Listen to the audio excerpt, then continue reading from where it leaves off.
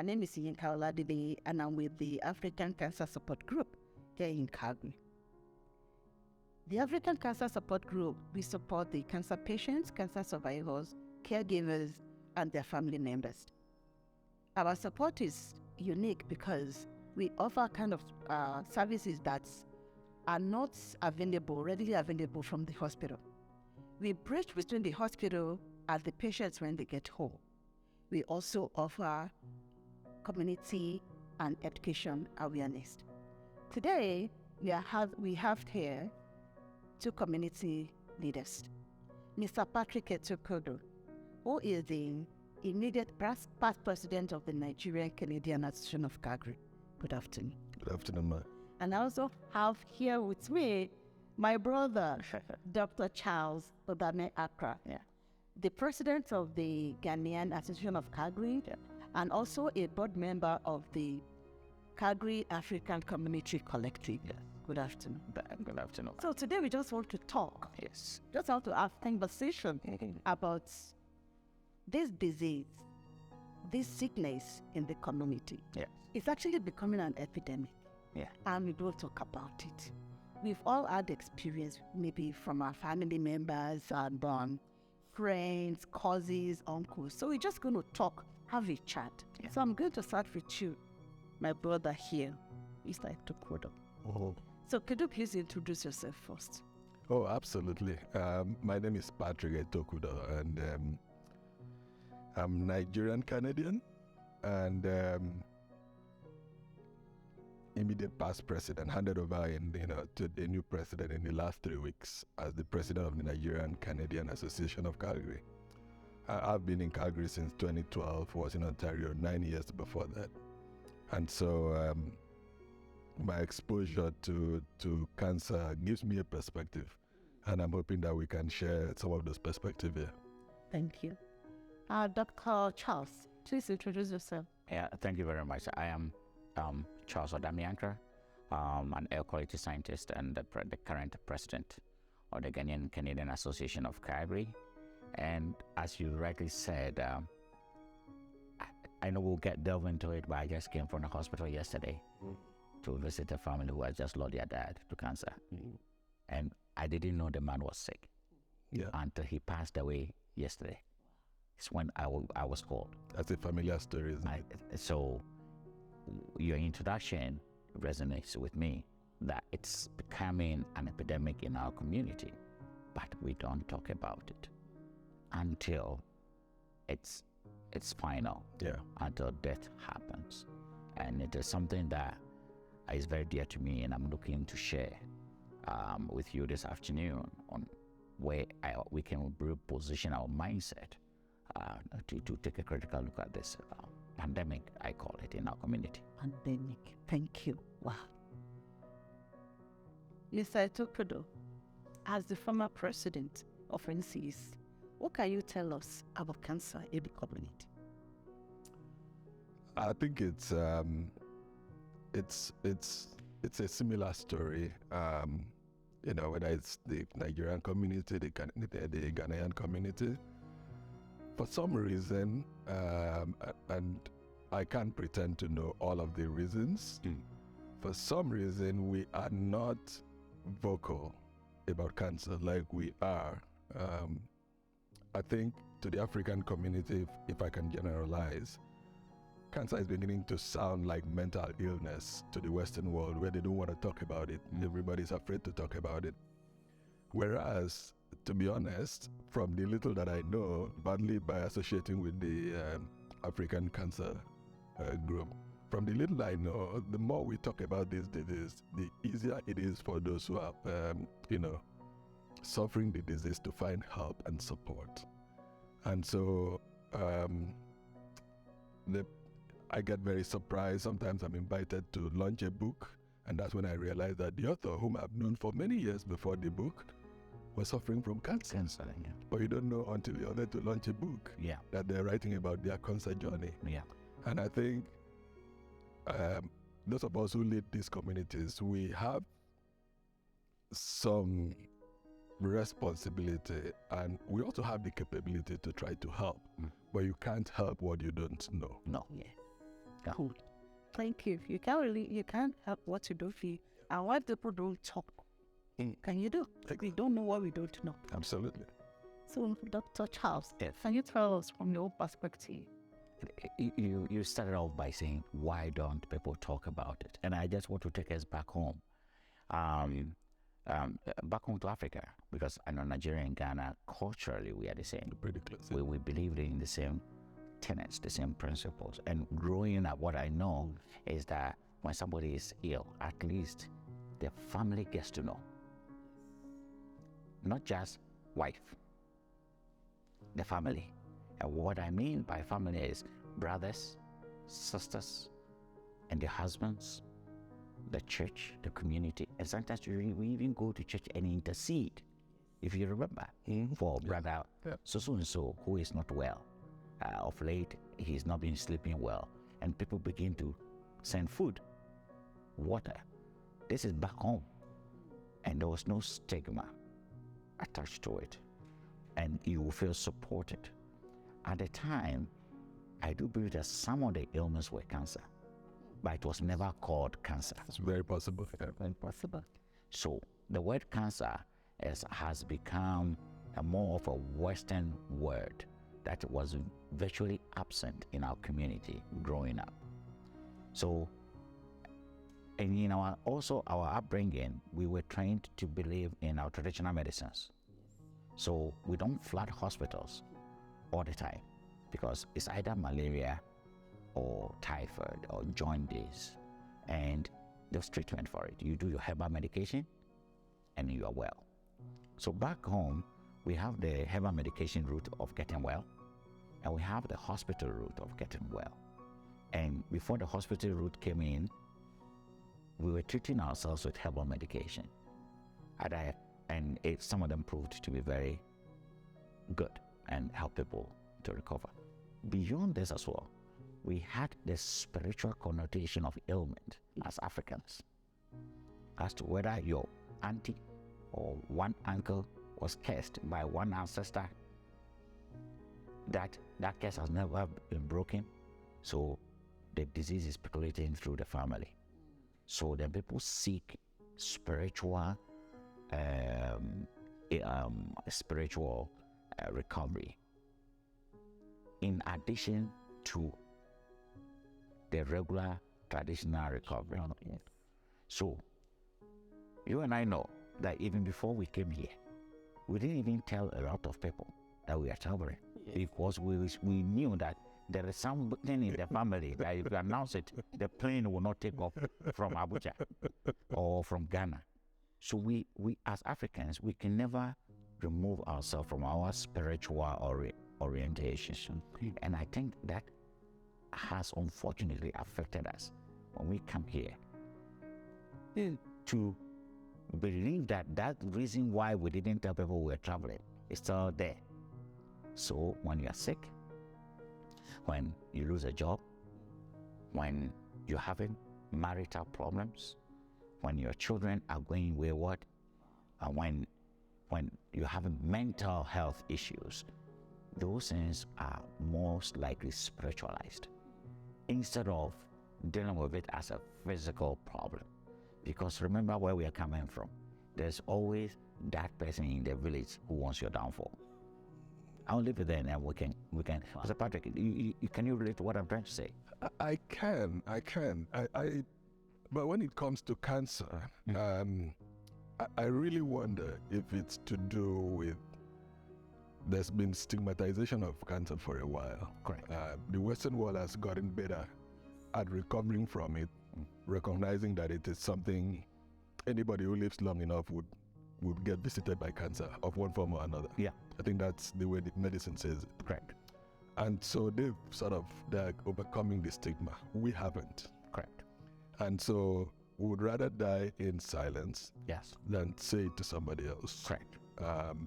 It's not on top of what you've said, which is already some cultural Barriers. This is on top of that. Yes. It is stigmatization. Correct. So I can tell you now, oh my God, I had a surgery on my finger because my finger had, but I can't tell you that I had cancer. Yes. When I, in one of my roles, my HR manager we were very extremely close, the entire family. I did not know that that woman had cancer and had double mastectomy. Many years in that friendship, Wow. like eating in each other's houses, children sleeping over in each other's places. Wow. But I did not know that. You see? And if we were that close, you would imagine that he might want to ask for some help or even the conversation to unburden. Unburden. But Yeah. for some reason, the stigmatization that everybody had for cancer limited his ability to do that. Correct. Correct. Yeah. And you needed the stigmatization, and on top of that, our spiritual orientation as Africans, because we all came here to be successful. We didn't come here to attract a foreign disease. There you go. So when you come here and you're stricken by that foreign disease, you still want your dignity intact. You still want that respect and honor intact. So you keep it to yourself. And also, one of the reasons why is the burden of reaching out back home. Because when you travel, you're supposed to be a breadwinner for so many people back home. So even when you are sick, how many of us go in sick at work? Very few people. We don't. So we rather hide and bottom it up as long as we can to be able to function and be that breadwinner for just our immediate family here. And then the burden of being an African. I call it that, the burden of being an African, of supporting so many people back home, being the eye. So when you look at that transition, that burden and getting sick, and also coming back to that fear that before you left the village, there's always that witch or that spirit that it can bring you down. It pushes you away from thinking straight. Yeah. I have seen people in my community abandon chemotherapy and flying back home to Ghana to go and die. Oh my God. Wow. That they were going to do traditional medication. Because the very moment it opened up to people back home, no, stop whatever you're doing and let's go to that spiritualist person. It's something in the family. We need to deal with it. And everything, yes. And it's sad. I don't know one person that has left. And I'm saying this, I could be wrong. And I know this will be publicly aired. As a community leader, all the people in my community who were stricken by cancer and left to seek treatment back home never returned, or returned and died few weeks or months later. Because there's that gap where the crucial treatment was missing. Was missing, yeah. Thank you. That's, in Africa, I'm from Nigeria, everybody knows. We know that people don't talk about it. My mom passed of breast cancer. We didn't know she had cancer. We thought it was like malaria or something. The doctor didn't tell us. It was late when they thought she had to do double mastectomy. What is that? That was the first time they had cancer. And they did it for her, and they left her. There was no follow. Correct. That was so annoying. We didn't even know. Yeah. We had to get a friend of ours who was in medical school, was now doing, that was now helping. And I became passionate about this organization because you all know that 2016, my husband was struck with cancer. Then I'm like, what did I do for cancer? Took my mom. Yeah. No, you cannot take my husband. Correct. Good for you. Whatever we can do, We have with the help of God. Yeah. There is nothing we can do humanly. But, in the community where you talk, when you speak up, when you speak up, when you talk to people, there are good people around. Absolutely. And Africa is very fair. So I want to ask two of you about the stigma that we have in the community. What can we do? What can we not handling the stigmatize? So, I suspect that there are many ways and means to deal with. I mean, the psychologists can, do a theoretical analysis of this. My perspective is that the best we can do is to talk about it ourselves. Correct. And those who've seen me on panels with respect to cancer know that I always start with my father. In 1995, my father had enlarged prostate. He underwent successful surgery. And that was it. We thought that was dealt with until he came to visit me here in Canada in 2012. And in the course of doing his comprehensive health check, we discovered that not only had it returned, it was now cancerous. It wasn't benign anymore. Oh. It was now cancerous. It was like stage 3 or 4, right? And we started the running around. You know, the options were not too many. He was in his 70s already. Yeah. The oncologist was concerned that the surgery might kill him, but the treatment might kill him before the cancer does, and all sort of options. And my dad was a very stubborn man, and so he refused to do any major treatment and went palliative. Yeah. And I remember what he told me when I saw him on his deathbed in 2016. He told me that this is one disease that he has prayed to God should never affect his enemies. Yeah. That the pain of cancer is not something you wish on your worst enemy. Yes. And I use it as an opportunity, and I tell people that as I sit here, once a year, my oncologist must see me, and I must do all of my, not oncologists, the urologists. Yeah. I do all of my tests, they look at my PSA, they have to make sure that I'm staying, because now I have the history in the family. Absolutely. You know, so I honestly, personally, do not know why people wouldn't talk about this. Yes. The more people talk about it, and you know, I say this again, and it's not because you're running the show, but your organization it seems to have made it easier for people to talk about these things. Because I go to these events and I see people take the microphone and talk about their journey. Yeah. I think there's comfort in numbers. When people see other people talk about their own struggles and journeys, they will step up and they will talk about it. We've brought medical doctors to the Nigerian community to make presentations, all to encourage people. When you're above a certain age, there are certain tests that you should go and do. That's how you catch cancer early. Most cancers, you catch cancer early, you stand a chance. Yes. You don't, well, now it's a struggle.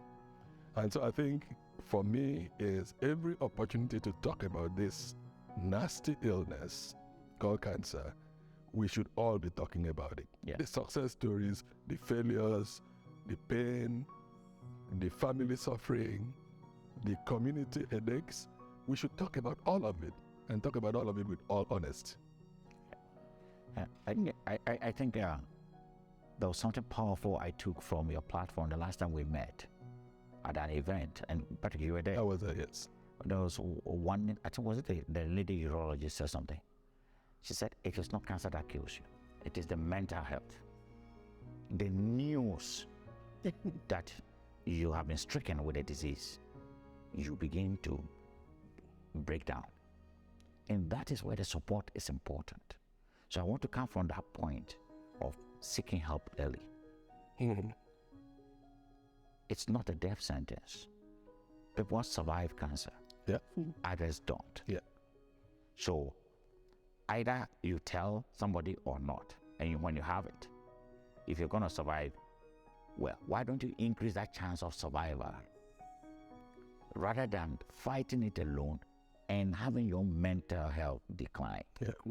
Yeah. Because when your mental health decline, your immune system decline, and then the cancer grows. So something that is supposed to take you over 5 years will take you 2 years. Another person also said something, and that is something that our community believes in. My community, that I won't test something you don't know won't kill you. Yeah, right. If I have it, when it's time for me to die, let me die. That is very dangerous. Absolutely. The reason being that, can you imagine knowing early and hitting it where it is and surviving?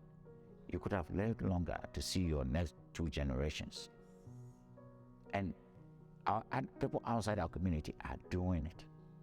So your organization stands a huge chance.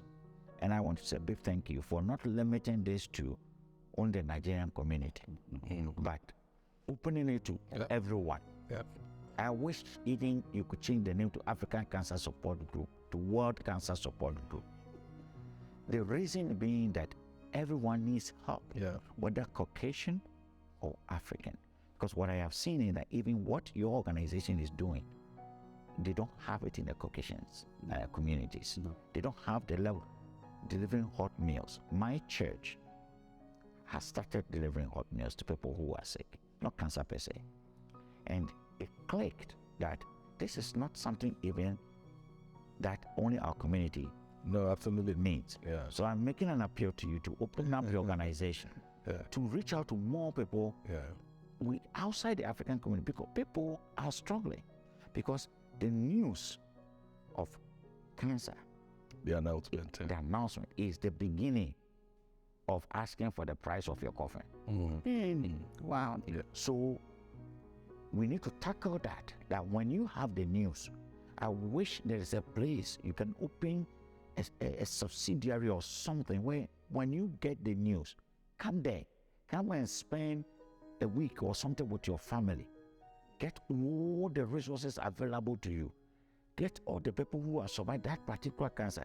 Get immediate support before they return home, because that is the beginning of their death sentence, the news. Right. Well, before you got it, like when my husband was diagnosed, like I just heard the doctor say, oh, it might be myeloma, and then they were talking about oncologists. Then I was checking on my phone, what oncology is that like?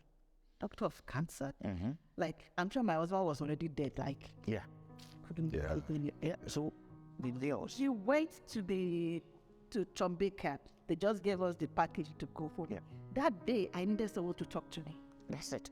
I needed somebody to. Can you imagine? Can you imagine there was a place where you can just go and knock on the door and say, we just received this news.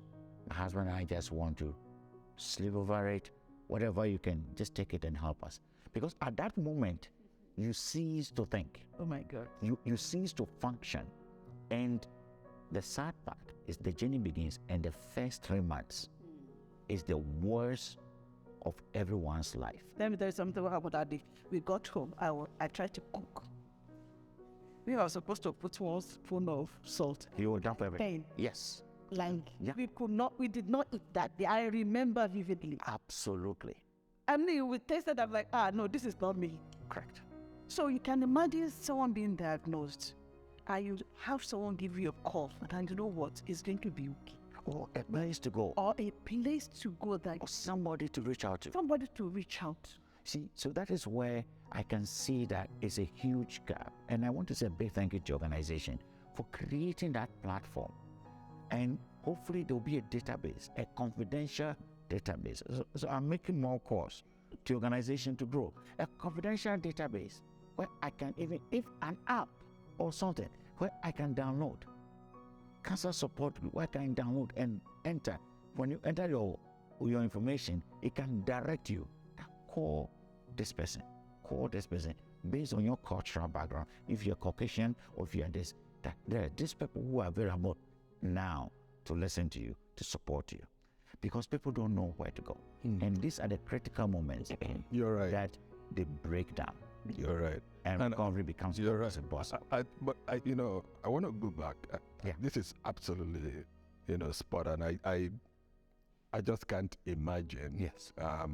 I don't know. You may be aware of this, but my wife went through surgery in I was vice president of the Nigeria Association, and so I couldn't stay away from the gala on the 1st of October. Yeah.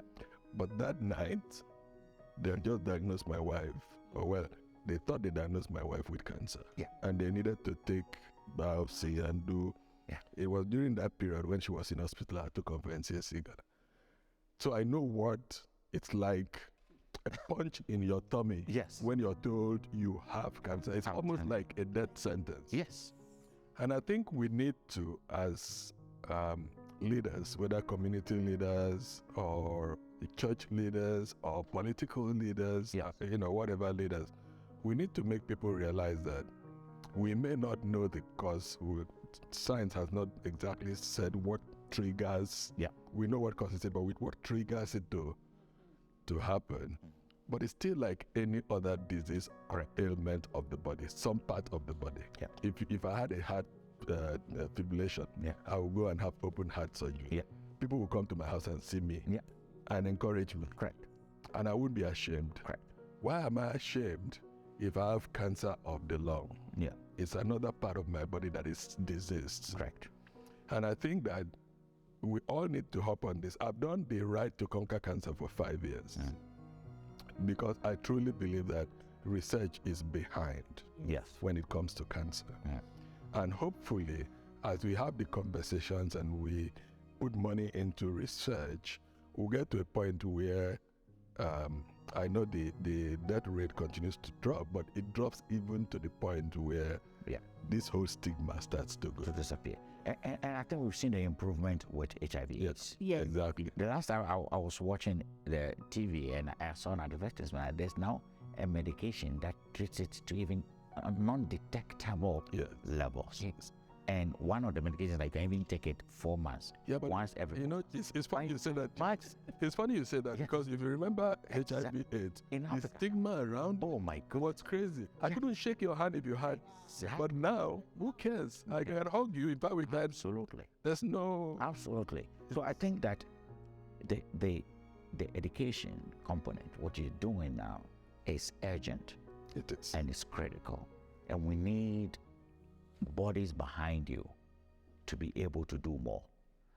The reason being that when the more you are informed, the more you are made to feel comfortable, the more you will be educated to make an informed decision. Okay, because when we are all left in our own little corners, we will do what we know best. And what we know best is default to what I just said. The same reason you didn't tell anybody you're coming to America. We default to the same reason, that there's somebody somewhere who is trying to get at you. Whilst maybe there's a real problem that can be addressed medically. I want to also address something that is very passionate. To our African brothers and sisters, if you are listening, I am a Christian. I do believe you're a Christian. I am a Christian. I do believe you're a Christian. We all pray to our Heavenly Father. I keep telling people, read James 2. He says that prayer alone does not solve problems. You need to back prayers with action. And that's how our Heavenly Father listens to you. The doctors, the nurses, Well, the cancer support they group, get Yeah. knowledge from God. they get their knowledge from God. God gave them that ability to support you. So let us pray for God to give them the wisdom, because even your diagnosis is a miracle. Yes. I've been telling people, you should be happy that you've been diagnosed. Your diagnosis should be seen as a miracle, an opportunity for treatment. Because you could have just been walking and boom, you fall and die. What happened to you? This handsome young man, you just died, we just spoke yesterday. But maybe you've been cancerous for over 10 years. And if you had caught it early. So I see the diagnosis. I want a mindset shift, that we should see our diagnosis as a miraculous announcement that God is still in the miracle business, and that He's telling you that you have this, and use the knowledge He has given people in the world to get the support you need to get better. Thank you. So, Mr. Ito Kodo, could you tell us your perspective about the cancer support, about cancer research, and how our community can benefit from it? Interesting. I'll start with research. Just because after my dad passed in 2016, I got close to that community. That was when I started the Right to Conquer Cancer, actually. It was after he was diagnosed in 2012. I started the Right to Conquer Cancer and rode for 5 straight years. Never having ridden a bicycle before, but, the way I encouraged myself is after he died, was every time I got tired and pained riding a bicycle, I would remind myself that it is nothing compared to the pain of cancer. Correct. And so if my father could go through that, this is the least I can do to put money into researchers' hands so they can find some cure. Or maybe a prevention, who knows? But it seems that every time we throw money at the problem in terms of research, the solution seems to just walk further away. And I'm not a scientist to understand why. If you talk about the Tom Baker Institute or any of the cancer research groups, they've spent hundreds of millions of dollars. And I still ask myself, so how come they haven't found something, somewhere, to make life easier than it is for people who are suffering from the disease? I think that we will have to continue throwing money at it. We talked about administrative costs of donations. Most of those cancer institutes spend only about 10% of their revenue on administration. So 90% of the money goes into research. And it's just mind-blowing that there's a disease that continues to beat human ingenuity, as cancer does. So I think we have to keep throwing money at it. We have to keep throwing new talent, new graduates, new PhD holders in the discipline to keep doing things differently, and maybe with prayers, we would find alternative solution. When it comes to support group, I think we should import the good things from Africa as well. And my friend Charles was talking about, back in the day, if you had an illness, not only does your wife know, your children know, your uncles, your brothers, your sisters, the community, the church, everybody knew. Yeah. And it was from that community that help came. Yeah. Whether it was in physical support, in your ability to move around, or whether it was in bringing food for your family who's been demobilized, that's where the help came from. I think we need to replicate that. Is something that is good, which unfortunately I have to say does not exist in the Western world. The Western world is you and your nuclear family. Yeah. The rest of it is by chance. Correct. I think we need to keep it, and like we've said over and over, Charles and I, we're grateful that the African Cancer Support Group exists because it's given a lot of people permission to step up and do what we should have always done. Yes. We should have always done it. Absolutely. But I think the stigmatization, the fear, the lack of knowledge, many of us simply withdrew into our different corners. And that's, to my brother's point, people are still dying of cancer after they've been told they can seek help. Yeah. Thank you. Like I said, Daniel, what we do is we preach between the hospital and the patient. Yeah. How do we do that? When people are diagnosed, some people are already dead. Like once they hear that word. Yeah. And when people get home to do what? People are confused. Right. Their mental health just Absolutely. how on higher. People are confused. They don't know what to do. It brings about stress, depression. Yeah. Just leave it.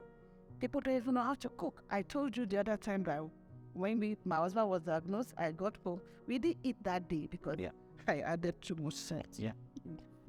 So that is one of the things that we do So between the hospital and when the patient gets home.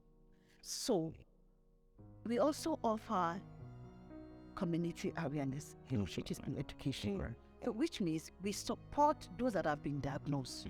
We also bring education to the people that have not been diagnosed so that we can have cancer prevention in the community. Absolutely. So, Dr. Chaps, Yes. what do you think? How do you think we can do awareness with the so that it will continue to grow? You see, awareness, I'll go back to when COVID started. There was this, COVID gave me a moment as a scientist to step back and look at how information dissemination continues in our community. And it's quite scary how false information traveled faster than the truth. So by the time the truth gets to you, you've already had a good dose of believable false information. So then the truth gets and stops right there at your doorstep. You don't even see it as the truth. I think that we need to be deliberate about going ahead of the falsehoods. And I think the organization is doing exactly that. But we need to expand on it through awareness. One of the things that we also have to focus on is prevention. I am a scientist, and the research shows there's a body of evidence of things that causes cancer. How many people know those things? The chemicals we use in at home that predisposes you to the possibility of getting certain cancers. So prevention is a huge thing, because I want to ask the general population, how come cancer is more common in people who live in urban cities than those who live in the villages? Have we asked ourselves that question?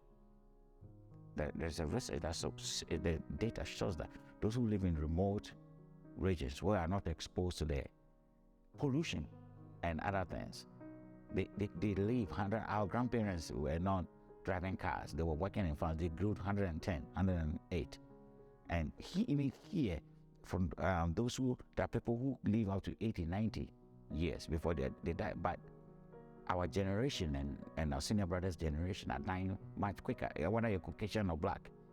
That shows through cancer, the rate at which people are getting the cancer. So as we are focusing on treatment, I want us to focus on prevention. What are the things that is exposing us to cancer? And as a scientist, my quickest advice to everyone is we need to avoid a lot of chemicals getting into our bodies. That's the first thing. Through the air we breathe, the food we eat, and the clothes we wear. And you remember I gave a talk to pastors. Yes. And I said, how many people have been sick after painting their houses and sleeping in that house?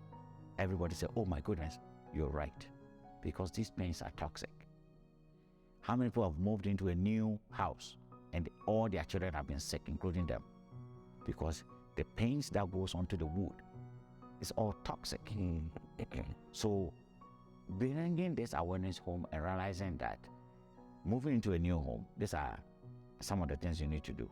These are some of the steps you need to take to clean the house before you move in. You need to open your doors to make sure fresh air, so that there's no stagnation of air in our home. When we come here as well to the West, the jobs we do exposes us to things that our body is not used to.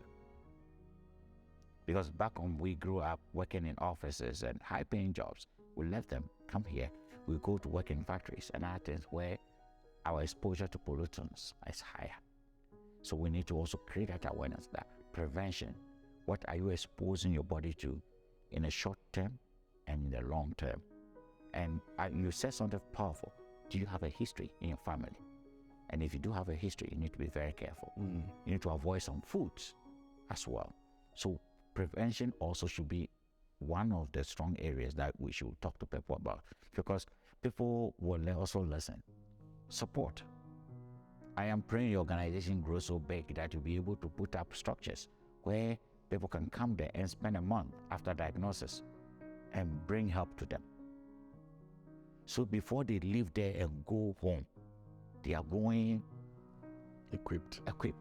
to fight a battle. You remove them from their environment. You give them the mental support, the physical support, all the resources they need. People need it. It doesn't matter if you're a millionaire or a billionaire. When you are hit, you are hit. And we all suffer the same fate. So if there's a place, even if it is cheap for people to afford to come, spend a weekend, a month, so that families can get the resources they need and readiness. So as government is throwing money at building research institutes, and we need to throw money at building centers, which I will call the recovery centers, for people who have diagnosed to come and spend a month there at no cost. Just come there. Take you up on that. Take me up on that. Because as you said, remember that day, that fateful day when you called the news. What happened to you? You wish there was a place for you to just go. You needed somebody who can even meet you and hug you and say, hey, we've gone through this and we're in this together. That moment is a gap that is crucial. And the moment we get that support, and I am bringing that from the grassroots, what we learned as Africans. Back when you are diagnosed with a deadly disease, the community comes to your aid. If you all remember, that me in my village, I remember very well, I was growing up, my mom will cook, my auntie will cook, and they would take turns. It's just like the way they did when women gave birth back home. They will bring food. So as a woman who has just delivered, you don't touch it. They take care of you. your first 3 months of delivery, they treat you as a queen to recover, because our grandparents understood postpartum depression. How many women suffer postpartum depression in Africa? Almost zero, because our ancestors. So there are solutions back home, and Uncle Patrick, you mentioned it. Solutions back home. We have left them behind, and we are fighting to understand a culture that we are not used to. Let us go back to the basics as well in terms of the support. So, do we have a place I can go? Can I call somebody? Can somebody bring me food? Can we say that, hey, the family A is in crisis? Which families can provide food for a week? Do you know the number of people in Calgary who are ready to cook a pepper soup and give it to someone at no cost? They don't need to know the family. They will do it. So that provision is crucial, it's needed. And I am counting on your organization to do more. And I'm counting on you. Yes, I was about to say that it looks like you have a long list of to do stuff. Absolutely. Counting on you, competing leaders. Absolutely. And I think we have a role. We Yes. absolutely have a role. We have to walk the talk ourselves. Yeah. It's easy to come and talk about all that can be good. It's more difficult to help move the ball. Yeah. And so, but we still need direction and leadership. Absolutely. And I think that might be a role that is best fitted to an organization like yours. Marshalling the community, marshalling leaders, pointing them in the direction that help is needed. Yes. And let us do what we do well, which is mobilize. Correct. Now, when it comes to awareness, what I've seen in the many talks we've had is the people who show up typically are the converted. It's like preaching to the choir. Yeah. It's people who've gone through the disease, people who've cared for somebody who's gone through the disease. They show up at these events. We need to find a way to get to the people who haven't experienced it and they think they're insulated from it. Correct. Because when it comes, it doesn't ring a bell. Yeah. You show up in a doctor's office, they do some blood work, and you have a different conversation. There's no transition. Absolutely. So how do we reach that group of people?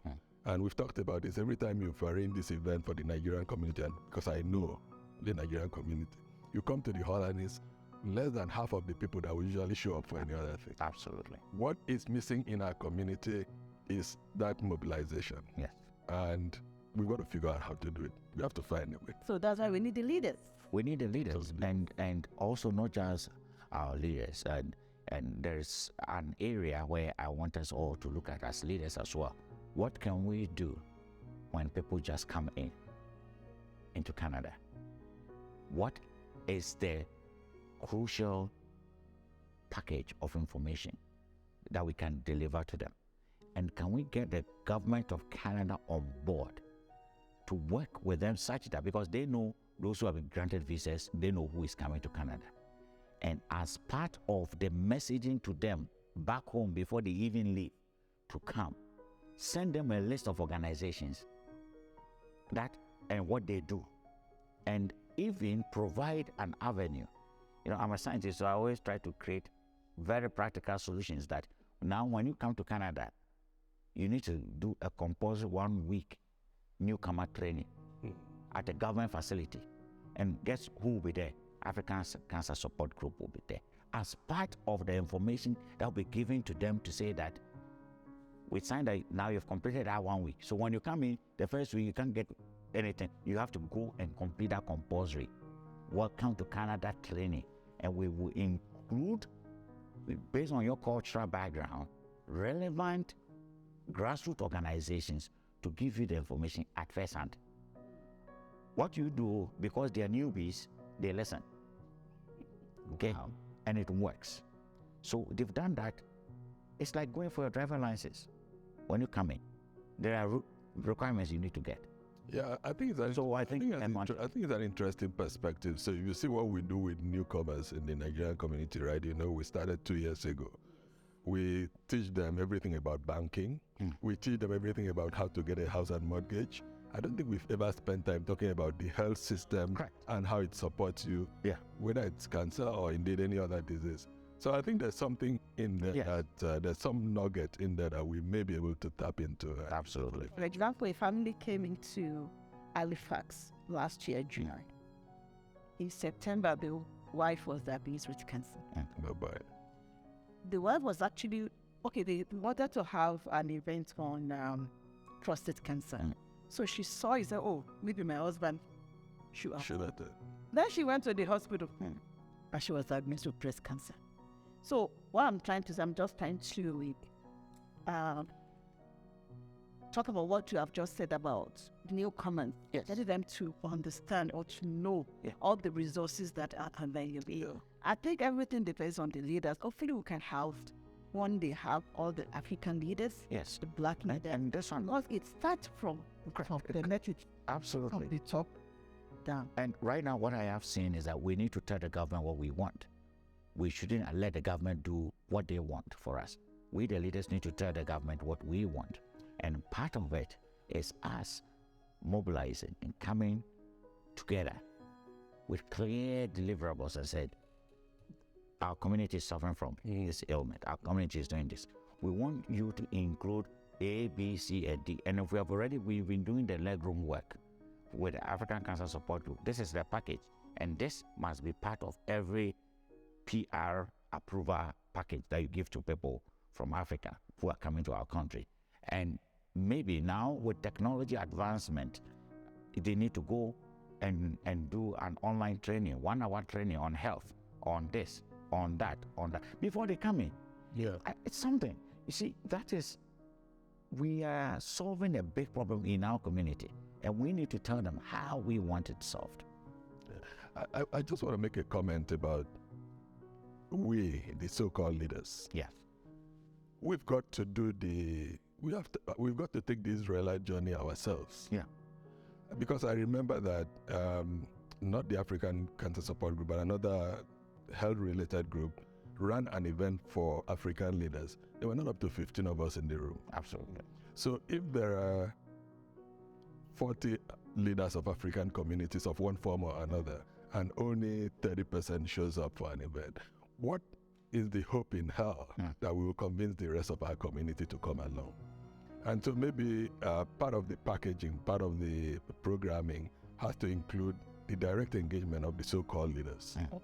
Let's get together in a room, let's roll up our sleeves, Yeah. let's have this conversation, so that we're then able to mobilize the rest of our community behind what I think is a worthy cause. Absolutely. Yes, I know a community here in Calgary, they buried over 10 people last year, and they buried over 5 this year. Correct. And this is just, we're talking like April. We're in April, we're yeah. talking in March, Yeah. now we're in April. Yeah. So the guy was concerned. Absolutely. To us. So, like I said earlier, the cancer thing is becoming an epidemic. It is. You and I, God has put us here to be able to help. So, viewers, as we conclude tonight or today, Mr. Etokudo, do you have any last word that you would like to share?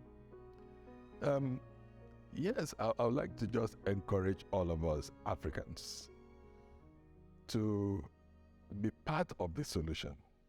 I hate to put it this way, but if you're putting your head in the sand and pretending that A, you don't have it, or if you have it, there's going to be some miracle that gets you cured, and you don't rely on all of the support and help that you can get, I hate to put it this way, but you're actually part of the problem.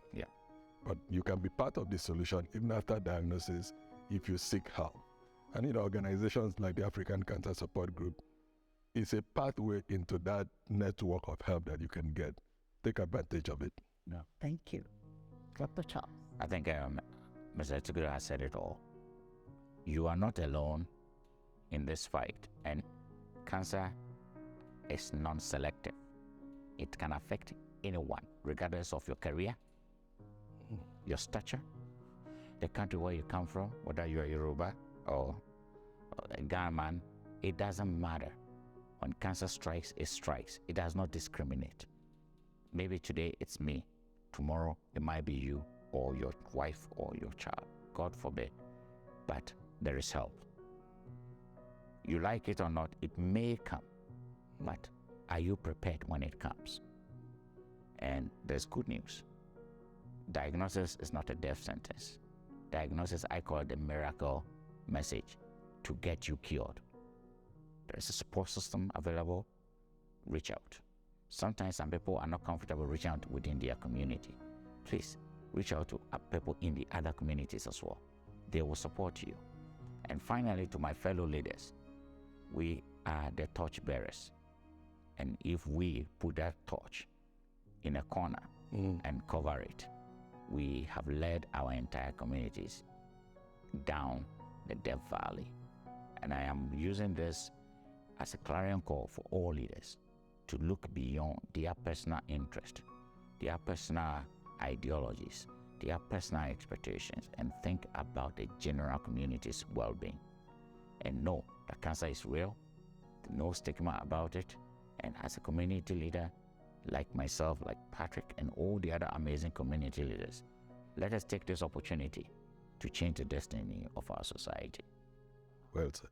Thank you. That was well said. Yeah. Once again, we are talking here, having a conversation with Mr. Patrick Etokudo and Dr. Charles Odame Accra about how to destigmatize cancer in our community here. Once again, our website is africancancer.ca. We'd like you to support us. We'd like you to donate to us. We'd like you to partner with us. Our email is info@africancancer.ca. Thank you so much, and please reach out to us. God bless.